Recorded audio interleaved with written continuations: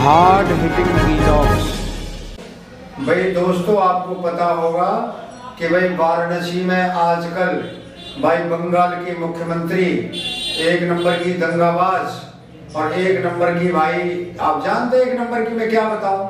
और भाई वो जो है इस समय वाराणसी के दौरे पर हैं। पहले भी वो जब चुनावों की घोषणा हुई थी, नोटिफिकेशन आया था इलेक्शन कमीशन का, तब भी वो अखिलेश से मिलने के लिए लखनऊ आई थी और फिर वहां पर चुनाव प्रचार के लिए नहीं आई। बताओ भाई ममता दीदी ने चुनाव प्रचार क्यों नहीं किया?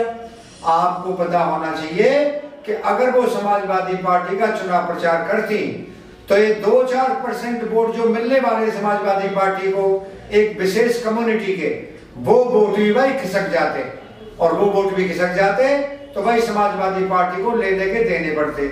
इसीलिए अखिलेश ने साथ में प्रेस कॉन्फ्रेंस तो कर ली थी, लेकिन हाथ जोड़ दिए थे ममता दीदी के कि भाई ममता जी आप यहाँ से हाथ जोड़ के कलकत्ता वापस चली जाओ, मेरी पार्टी का बंटाढार मत करो। जो भी मेरी 10, 15, 50 सीट आनी है वो सीट भी नहीं आएंगी।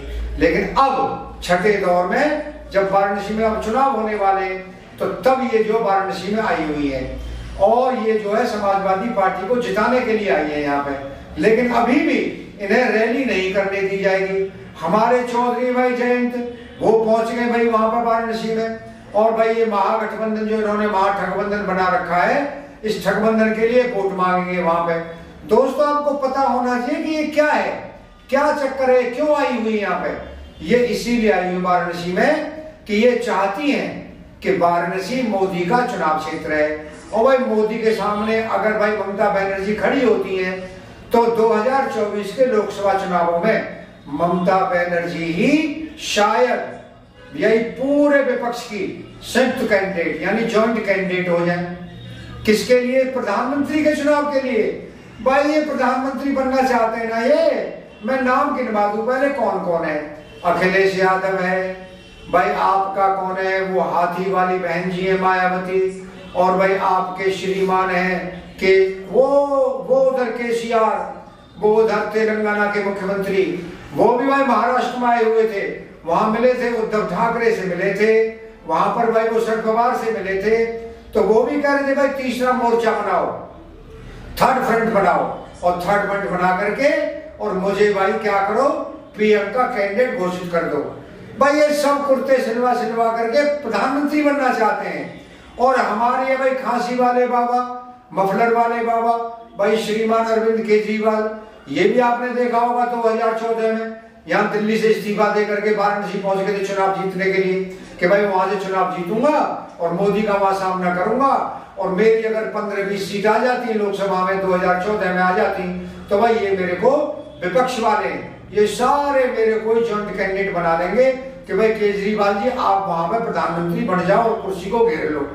उसी तरह ममता बनर्जी भाई, अखिलेश यादव भी भाई कुर्ते सिलवा के बैठे कि मुख्यमंत्री बनूं पहले, फिर उसके बाद मैं जॉइंट कैंडिडेट बन जाऊं प्रधानमंत्री पद के लिए विपक्ष का, और भाई मैं प्रधानमंत्री बन जाऊं। और भाई उधर राहुल गांधी आप जानते हैं वो तो ना तो मुख्यमंत्री बन सकते हैं ना कोई मंत्री का पद स्वीकार कर सकते हैं, वो तो सिर्फ प्रधानमंत्री बनना चाहते हैं।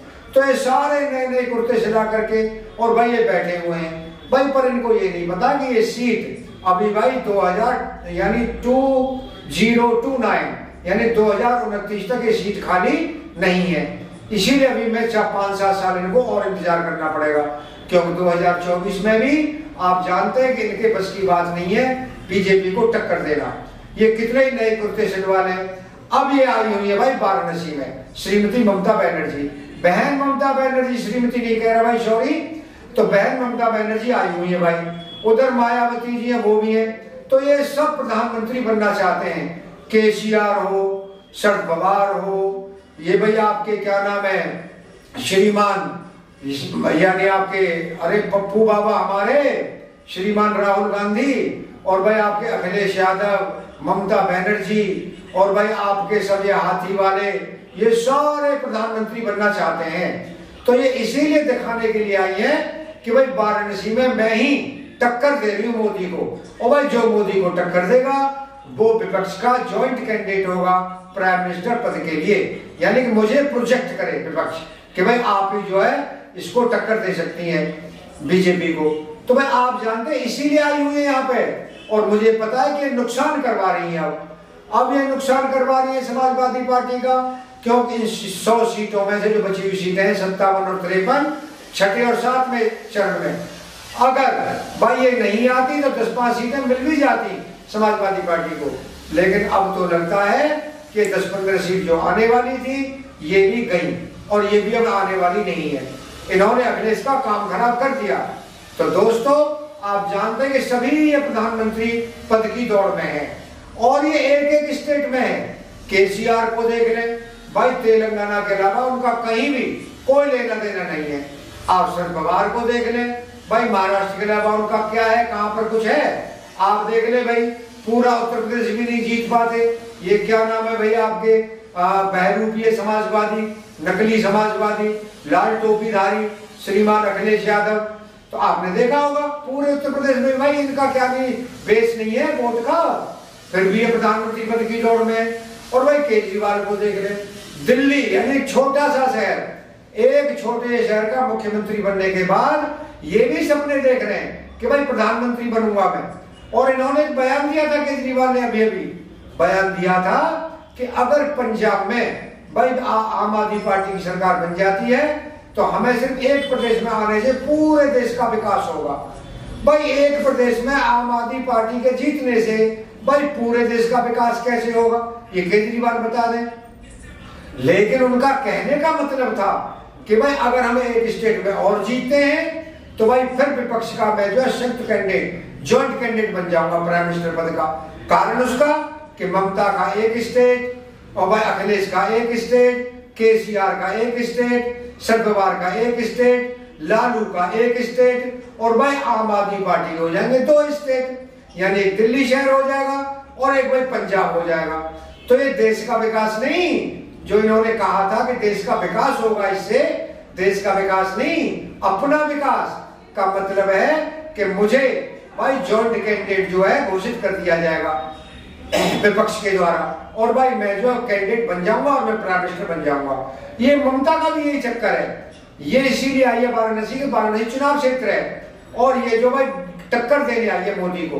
भाई दोस्तों आपको पता है कि फिलहाल कोई भी मोदी को टक्कर देने के काबिल नहीं है और ना वो इतनी क्षमता रखता है और ना उसके पास इतनी ताकत है। भाई कहाँ बीजेपी, कहाँ टीएमसी, कहाँ भाई आपकी साइकिल, कहाँ भाई आपके ये केसीआर, कहाँ आपके भाई ये झाड़ू, भाई कहाँ टिकते ये अपने सारे एमपी और सारे एमएलए को जोड़ ले पूरे देश में, तब भी बीजेपी के 4 गुने एमएलए और 4 गुने एमपी है भाई इनसे।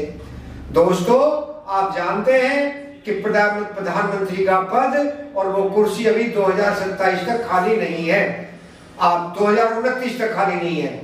दोस्तों अगर आपको वीडियो पसंद आया हो तो आप चैनल को सब्सक्राइब करें, वीडियो को लाइक करें और भाई ज्यादा से ज्यादा शेयर करें। आपका बहुत बहुत धन्यवाद। Thank you very much.